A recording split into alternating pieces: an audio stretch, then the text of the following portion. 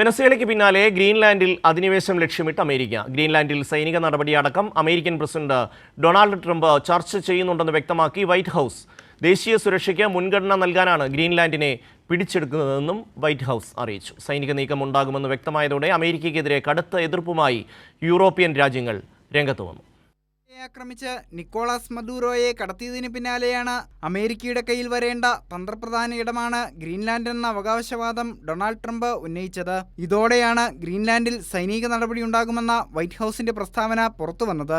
Greenland ഏറ്റെടുക്കാനുള്ള നടപടികൾ സജീവമായി ചർച്ച ചെയ്യുന്നുണ്ടെന്നും US സൈന്യത്തെ ഉപയോഗിക്കുന്നത് എപ്പോഴും ഒരു ഓപ്ഷനാണെന്നുമാണ് വൈറ്റ് ഹൗസിന്റെ പ്രതികരണം.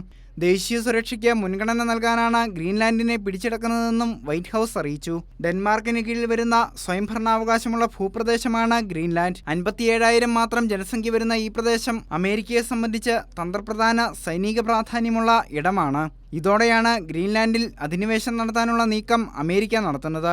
എന്നാൽ വൈറ്റ് ഹൗസ് പ്രതികരണത്തിനെതിരെ ഡെൻമാർക്ക് ഉൾപ്പെടെ യൂറോപ്യൻ രാജ്യങ്ങൾ കടുത്ത എതിർപ്പുയർത്തി രംഗത്തെത്തി. ഗ്രീൻലാൻഡിനെതിരെയുള്ള ഏതു തരത്തിലുള്ള കടന്നുകയറ്റവും നാറ്റോ കൂട്ടായ്മയുടെ അന്ത്യം കുറിക്കുമെന്ന് ഡെൻമാർക്ക് പ്രധാനമന്ത്രി മെറ്റ് ഫ്രെഡറിക്സൺ മുന്നറിയിപ്പ് നൽകി. ഗ്രീൻലാൻഡ് ഡെൻമാർക്ക് രാജ്യത്തിന്റെ ഭാഗമാണെന്നും ഡെൻമാർക്ക് നാറ്റോയിലെ അംഗമായതിനാൽ തത്വത്തിൽ ഗ്രീൻലാൻഡ് നാറ്റോ പ്രതിരോധത്തിന് കീഴിലായിരിക്കുമെന്നും മെറ്റ് ഫ്രെഡറിക്സൺ പറഞ്ഞു.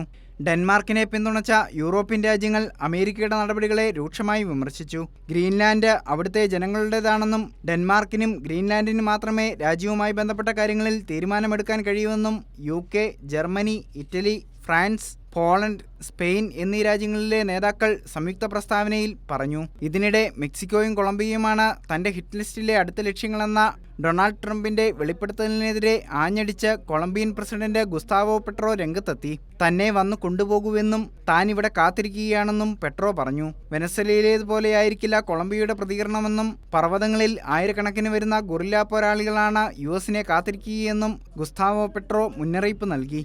News desk Kairali news.